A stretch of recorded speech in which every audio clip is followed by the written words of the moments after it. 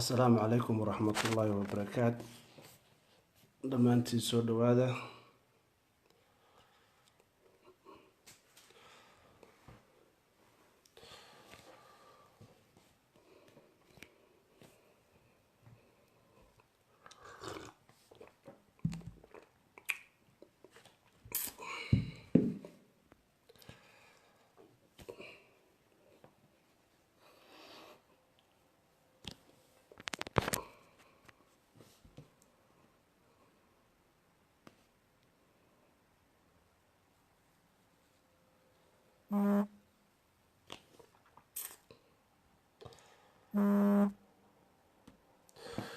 السلام عليكم ورحمة الله وبركاته. دمانتين أصحابتا فرندسكا فاميليغا وبرنامجكينا كلي وحنا ugu qoraya xagga sare qof walba markuu xagga sare soo akhristo hala soo dhawaado kadibna qof walba fikirkiisa iyo aaraahdiisa uga dhiban doona. soo gala soo yaaca loo rijiro soo yaaca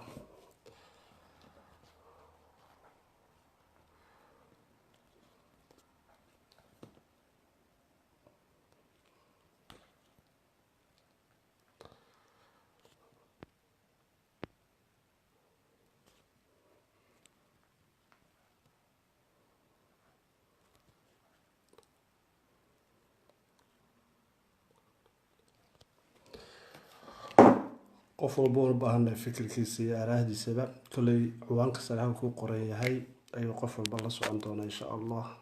hadduu rabbi inoo daaya nafta inta yaraan noogu jirno soo dhawo walaalkay Mahdi Dakar Axmed. walaalo wax intaa ka badan baa socda, dagaalo iyo wax ka weyn baa jira, markaa la soo dhawaado.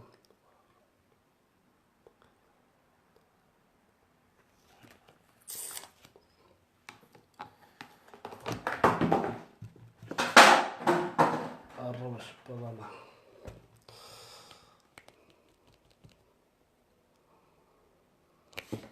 صورة والحساسية من نهاية صورة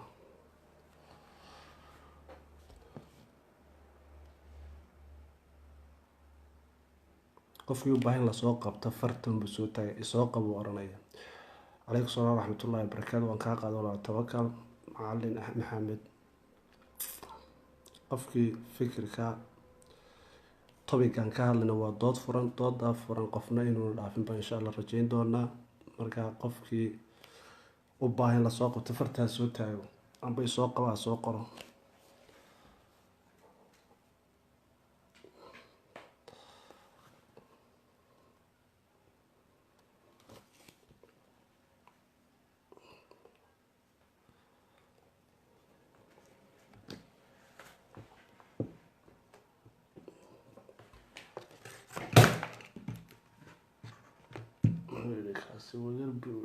ina wiir tiraahdo la ogaan doonaa.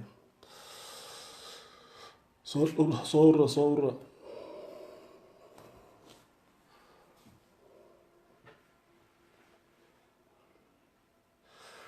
walaal wuxuu yahay wal arkaysaa qoraalka la socoto, qoraalka soo akhriso kadibna haddaad aqoon u leedahay haddaad fikir u leedahay soo qabadhe.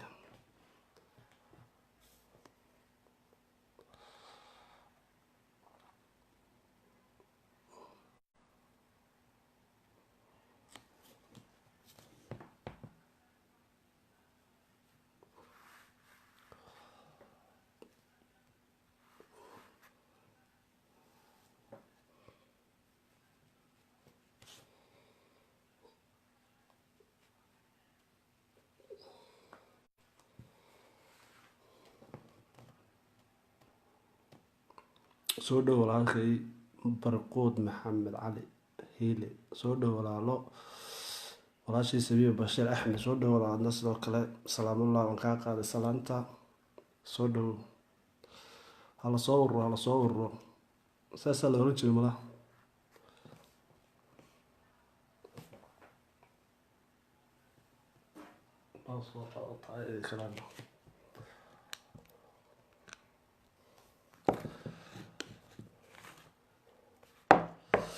kale insha Allah way soo qaban doona, waxay sugi doona inta dadku soo badanayaan.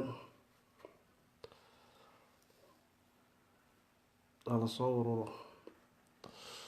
ya adiguba dharaaraad ka qoslaysay dhooshe beed adiguba dharaaraad ka qoslaysay dhooshe adkaysadha adkayso.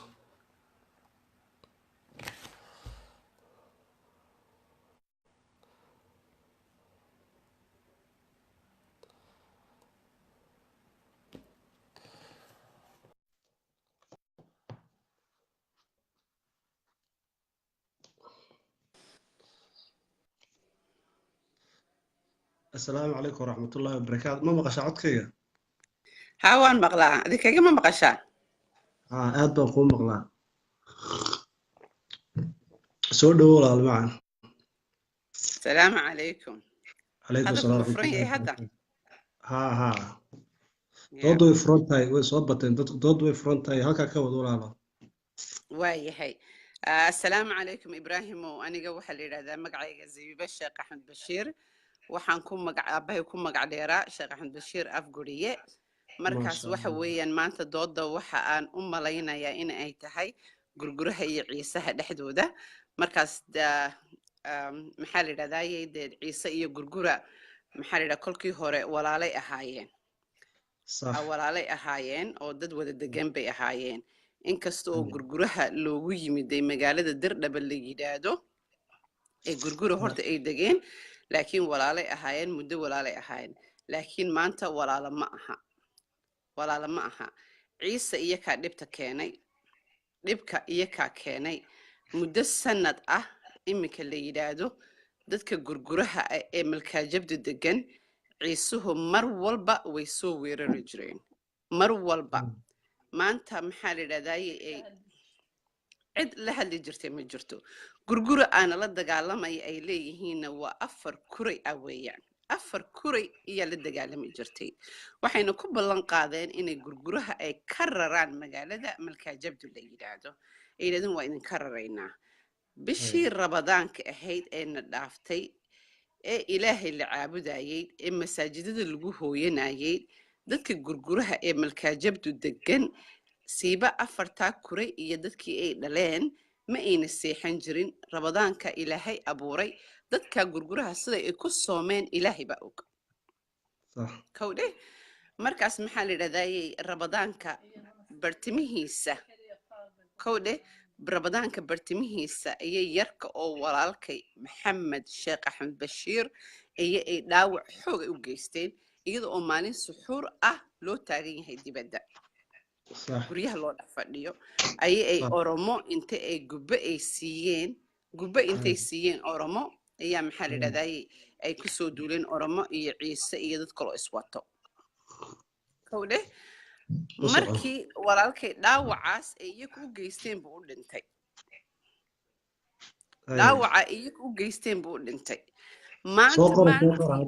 soo qora haddaadna maqlaysaan soo qora dhaawaca iyagu u geysteen buu u dhintay markaas wiilkaas maxamed sheekh axmed bashiir markaa maxay gaarsiiyeen markaa maxaa lagu dhuftay waxaa lagu dhiftay dhaawac xoog ah seef iyo madaxa 2 meelood lagaga dhiftay midi baa kelida iyo tafaha laga gelgeliyey صح dadkii dilay ma loo soo qabtay dadkii dilay waa loo soo qabtay ee waxa ay ugu badnaayeen dad oromo ah markii la weydiiyeyna waxay yidhaahdeen ciise ayaa lacagta na siiyey ciise ayaa na gubeeyey gubahaasaan ayaan maxaa ku soconay anako صح kowdhe iyadii oo tiiba laga heshiiyey oo la socdo ayaa maxaa allahumma salli calaa sayidina maxamed ayaa rabadaanka dhexdiisa ayaa wiil gurguro ah ayaa yani maligiis u yimiday oo dhintay wiilkii markuu dhintay waaba la heshiisiiyey dadkii waa la isku yimiday guddidii waxaa la yidhi dagaalka ha la joojiyo rabadaankii dhexdiisa haddana iyadoo ay gurguro ay shareec ay fadhiyaan geeri la fadhiyo wiil ilaahay amarkiisa u yimiday oo dhintay ayay ciise ay ku soo weerareen odayaal gurguro ah oo shareeca dhex fadhiyo oo quraan akhrisanayo ayay madaxa naburo kelida qaarkooda maanta ilaahay unba u maqan hadal iyo cuntaba ma karayaan sida u galeen howdhe صح walaalkay aniga iga weyn wiilkii hadda maxaa la yidhahdaa ay ciise ay qaleen sidii adhigii oo kale u qaleen kowdhe aabihiis 2 toddobaad horteed dhaawac xoog leh ayaa loo geystay madaxa oo seef lagaga dhiftay صح hal ciise oo markaa hadlay oo yidhi gurguro iyo ciise waa walaale ma jirto colaad markaa halkaas ka bilaabmaysa mise hore u socon jirtay colaadu sanad dhan bay socotay sanad dhan bay colaada maxaa la gurguraha malkaajabdu degan oo iyadu 4 kuray ah ayay colaada sanad dhan ay ku wadeen ciisuhu ay meel walba iskaga yimaadeen Shiniile Dirdhaba Jabuuti u darsadeen meel walba iskaga yimaadeen okay waana 4 kuray oo gurguro ay la dagaalamayeen waa gartay kowde gurguro oo dhanba ma aha gurguro qaar nabadda ka sheekeynayeen qaar maxaa la yidhahdaa way iska waxay lahaayeen waxaan ma dhex galayno ee hadda gurgura nagu soo duulay oo noo yimiday sheeko wallaahi aad iyo aad u waxaysan weeyaan kowde markaas ma waxaa la yidhahdaa walaalkay wiilku uu dhalay oo ku curtay cabdilxakiim sheekh axmed bashiir axmed cabdilxakiim sheekh axmed bashiir inankiisa 8 nin bay ku dileen waa gartay way gowraceen xabad bay ku dhifteen wax soo hadlay oo ciise ah oo yidhi annaku walaalaanahay ciisow joojiya dagaalka ma jirto marka ciise maanta gubbadii ay siin jireen dadka oramada gubbadii hadduu ilaahay iyaga ku soo weeciyey ciisii oramo isdirirayaan maxay u leeyihiin gurgura nagu soo duulay xaq ma yadiic xaqii baa ka soo baxaya ciise iyo gurgura weligood nabadgelyo kama dhex dhacayso walaalena ma nihin walaa ku ka soo hadla Dirdhaba oo yidhaahdo ciise iyo gurgura walaalaan ahee dagaalka hala joojiyo walaa ku yidhaahdo gurguro kaalay annaka idin barayna ee wax ciise maanta soomaalinimadayda halku iga baraya ayuu yahay ciise daraad 1988 markii maxaa la yidhahdaa ay Somaliland soo qaxayeen ciise soo ku albaabada Jabuuti ka xidhay dadka Soomaalida ay yidhahdeen annaku ciise nahay Soomaali ma nihin waa gartay waa tahay annaku ciise nahay Soomaali ma nihin soo ku yidhi waa gartay Ibrahim walaal anigu koleynba muddo 30 sano ayaan ka soo maqanahay wadankii laakiin gabadh walaashay ah oo iga weyn oo meeshan joogto oo si fiican ciise iyo gurgura u kala garanayso iyaan telefoon u wareejinayaa hadda raalli ma ka tahay igu dhib waay soo dhow walaalo kaameradan ka saaraya yaa waa caadi dhib ma laha maadaama maamo tahay waa caadi dhib ma laha haye waaye dhankaas السلام عليكم ورحمة الله وبركاته. عليكم السلام ورحمة الله وبركاته. هاي تاريخ هيسيد نوغو سيدر الآخر السيئة كبدا ولاشي لكا وريسي انتي انفورميشن هيسوي سو قد بيسي لبدا ريرو لبا ريرو ولا لا منو مدحوينة در منو مدوبة در كو iyaga meeshana wada dega kolay barnaamij waxaan kaga hadlaynaa dhibaatada soo noqonaysa ee ka jirta degmadan ee inta kale ka socon weyday kow iyo qodob kale oo ah ururkan la sameeyey hiil shacab ee ku mideysay qoomiyadda dareer laguna shiray Dirdhaba marka wixii aad xog ka haysid faahfaahinteeda waanu kaaga baahnay amba taariikhda labada reerood si loo soo kala horreeyay qarnigii meesha la isku yimidba iyo kii yimidba السلام عليكم ورحمة الله waxaan ku iri lama diidayo walaaltinimada lama diidayo oo ninba walaal ma diidana walaal bariya la soo ahaan jiray bariya aad u dheer baa la soo ahaan jiray walaalo marka ay isleynayeen canfarta ciisuhu gurguro maahina wax garab joogsada ma helaynin oday kale oo xabashi oo ka dambeeyay annagu waan yaryarayn oo leyn jiray ciisaha sababta gurguraan ahay baa magaalooyinka lagu soo gelin jiray iyagiyo xoolahoogaba nabadgelyo xaafadan lagu leeyahay Dirdhaba ay ka degan yihiin xaafad ciise barigaas ay soo degeen oo xaafad ciise lagu tilmaamayay hadda waxay ku warramaan inay dirdhaba ay leeyihiin meelood leedahay sidee xaafad lagugu tilmaamaa taa horta أي waa qodobka koowaad كو iyagoo shalay soo galay oo xaafad ciise ah la yidhaah ka degan ayayba yidhaaheen dadkii ay ugu yimaadeene soo dhaweeyey iyagiyo maatidoodii iyo xoolahooga halkaa lagu dhuunisin jiray oo lagu haynayay sidii kaambigii oo kale oo xaafad ciise ay ka degeen maanta ciisaan nahay oo dirdhabaan leenahay dadadkaa kale ay ku marti qaadaan gurgurana ay maxay ahayday 7 dhul hoosteeda ay geliyeen walaaltinimadu waa taa ka أي kaalay waxa jira oo kale daraad markii 77 maxay ahayd la dagaalamayay dagaalkii malkaajadu ilaa dirdhaba maxay ahayd ka dhacay ee oromadii iyo isdirireen ciisuhu أي sababtaa darteed bay annagu ciise oromadu noola coloobeen oon la dagaalanay oon la dhimanay oon walaal ahayn oon afkaa wax ku kala goosanaynay ciisuhu maalintay wax ku dhacaana inay walaal yidhaahiin gurguraha ay madaxa ay waa maxay ahayde waa curadkii ay yidhaahiin taa waa filin ay barteen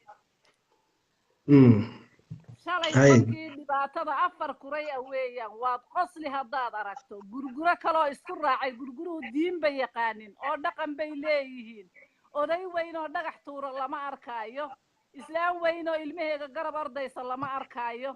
diinta islaamka afkay ka sheegtaana horta diintu waxay yihiin ha bartaan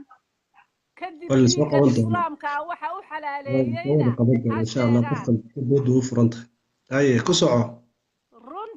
runtu dadka way ka nixisaa samadisho ciise weli jaahilnimadii hadduu haysto ay leeyihiin dhiigga habartii dhiig ku darin minis waxa weeyaan hooyadii kolkay dhashay ilmuhu dhiig buu la soo dhashaa dhiiggaa habartii hadduunan dhiig ku darin ninba ma aha tii bay la soo taagan yihiin صح كسعة diintu dhan bay ka marsan tahay soomaaliya waxaan iska dhaafo horta diintaa soo bartaan marba yaraa kaa dhex galo horta labada reerood waa laba reerood san hore usoo sheegna dad wada meesha wada degan colaad badanna hadda kusoo noqnoqotay laakiin su-aasha meesha taala waxa weeyaan kolba markay reer oromo weerarto reerka kale wuxuu leeyahay reerka kalaa u hiilinaya oo iska soo dhigaya kow iminka ciise iyo oroma islaynaya sida xaqiiqda wararka lagu hayo dad badan way iska dileen waxay taagan yihiin reerka kalaa garab siinaya gurguruhu kuwii iyaga kuwoogii la laynayayba garab ma siinin sax kuwii markaa nin gurgure ee walba la dee laynayayba garab markaa may siinin nin walba waqtigiisa dhoosha ka qoslo u weeyaan sidaa weeyaan marka dadkan hadda soo hadlaya ama australia ka hadlaan ama hiil shacab baa la yidhi hiil shacab mahayna taa waxaan u arkaa hiil ciise inuu yahay hiil shacab anu ma arko kolba mid dhergay baa ka soo neefsanaya oo isle maxay ahayday bal imika yara hadal kulayl baa idin yar gaadhay ciise gaadhay walaal baan nahay dadku dhabo haddii afkaray maanta walaal ay ku leeyihiin ay shalay ku odhan waayeen kolkay dhibaatada ay bilaabmaysay inamadaa yaryar maxay ku dagaalameen maxayna ku dhimanayaan waa shaar yaroo magaca ay jiiwan ku qoran tahay maba xidhan kartiinba heer ah mid kalena way jirtaa iyaga yaa u baneeyey markaa inay yidhaahdaan gobolka city war city iyo waxay sheegayaan anagu mabaan joogin markii cityyaha lala baxaye laakiinse waxay arkeen gurguro ka sii jeedo aanan u soo jeedin marka waxba walaal inaynan odhanin ciise waxaan leeyahay shame on you inay xishoodaan in yar ay wax isku falaan markay dhibi ay gaadhana gurguraa walaalkay ah aamaynan in yar aynan xishoonaynin shalay kolkay dhibaatooyinkan dhacayeen ku walba uu la socday step by step bay ula socdeen walaa ciise war waxaaneen wadin joojiya fikirkiisu dhiban doona insha allah waxaan joojiya ma yidhaahiin okay waxaan u arki lahaa kolkaa dad walaalo oo dhibka aanan isku quudhaynin oo maxay ahayday walaaltinimadu ay dhab tahay maanta kolkay dhibaato dhacday oromana magaalada ay ka dareerisay maxay walaaltinimo ay ku xasuusteen maanta walaaltinimadu mar horay ahayd taasi 7 dhul hoosteeday taallaa walaaltinimada maanta ay soo xasuusteen shalay kolkii sanadidlan dhibka ay nagu hayeen ay ciyaal yaryar la dagaalamayeen taasay xasuusan lahaayeen ay odhan lahaayeen war waxani waa ceeb kooga maalkali maalkuu la garab joogay kooga sheekhii cimaamadu iska tuuruu garab ordayuu dhagaxa u qaadanayay kolkaa may xasuustaan tan maanta ay xasuusanayaan war waxaa isku falaan gurgura oday weyne u soo fadhiisto oo ciyaal yaryar garab qaadanaya ma jirto dhagaxa war xaq baa laynaya haddii la laayana xaq baa laynaya kan dameerku jiidaya dameerku shareeca kolkii la xidhayna uu ka dhex doondoonaya waa odaydii la kari lahaa war ilaahay baa la dagaalamaya gurgura lama dagaalamaye in allaha laa yastaxii min alxaq ilaahay xaqa kee xishooda muu odhanine ciise edabtiisa ha u joogo haddii kale sacirkiiyo dhulkaa la dagaalamay bilan ismaaciil waan kusoo qaban doonaa walaalo haye waa sidaa walaale ciise walaalnimada taasi waa tu u faashado uu maxay dhagaxda u dhigtee annagu dhagax ma dhigane ilaahay baan kaashanaa kaah duliyadii sheekh ciise haddaa wax isla haysa waan kusoo qaban doonaa adiga laftigaaga haye annagu ilaahay baan kaashanaa dhagaxna ma dhigano tusbaxna ma rogano faalna ma naqaano kowdhe haye hooyo raxmaankan annagu kaashanaa waan gartay marka ilaahay baa nooga abaalgudatay u jeedaana rabbiga raxmaanka arkay marka maxaad kusoo gabagabaynaysaa doodaada soomaali inay waxba iska dhisin saan dadka kala jaaris u siina maxooye maxaad kusoo gabagabaynaysaa doodaada waxaan kusoo gabagabaynayaa haye af soomaaliga ha hagaajistaan runtana ha ka hadlaan diintana dib ha ugu noqdaan oo diintu waxay tahay ha soo bartaan markale haddaynu u celi barnaamij meesha ku qoran waad la socotaan qof walba barnaamijka uu la socdo unbuu ka hadli doonaa insha allahu tacaala waayo hooye khayr baan kuu dhaafayaa inta dadka adhana taankaan siinaya adiga insha allah waxba soomaalida inay iska dhisin waaya السلام عليكم إبراهيم waaya calaykum salaam aad baa umahadsantay walaashay kallay qof kalaan soo qabanaya bilan haddaa bilanna waxay sid adiga laftigaa aan kaaga baahan information soo qabso lambag soo qabso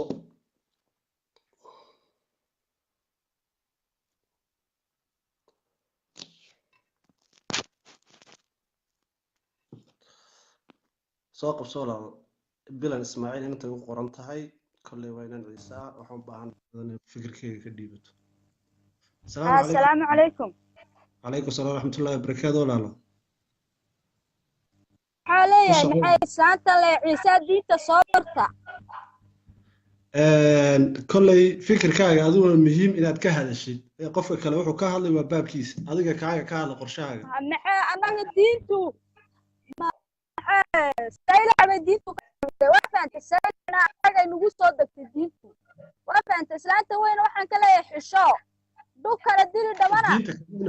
dee dadkii lahaaba u kasanaya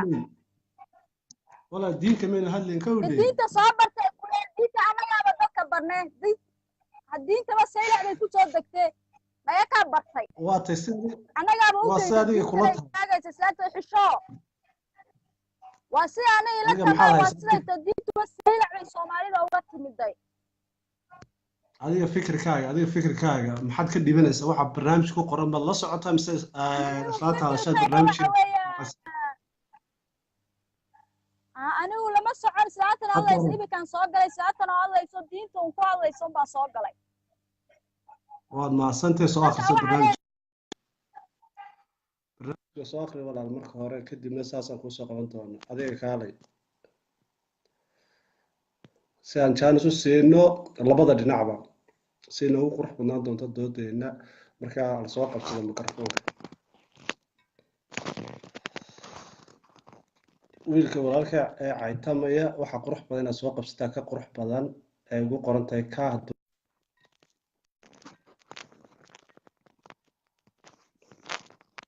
kolay